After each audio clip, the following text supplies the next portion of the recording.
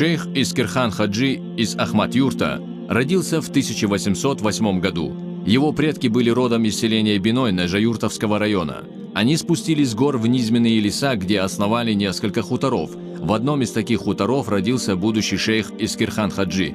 Благодаря призывам Искирхана Хаджи акинцы последовали учениям шейха Кунты Хаджи, да будет возвышена его святость, и стали его верными мюридами. Далее он посетил Ногайские степи, где также читал проповеди о религии, о кадарийском тарикате и учении Кунты Хаджи, да будет возвышена его святость. Здешние ногайцы приняли ислам и совершили тоубу Искирхану Хаджи. Искирхан Хаджи был одним из первых, кто переселился в новообразованное селение Ахмат-Юрт, которое основано около 140 лет назад. Также туда переехал весь их род. Сегодня в данном селе проживают потомки двоюродного брата Искирхана Хаджи Илеса, четвертого отца главы Чеченской республики Рамзана Хаджи Кадырова, того самого Илеса, который скончался в ссылке и которого там, на чужбине, похоронил шейх Кунта Хаджи, да будет возвышена его святость, и его брат Моусар.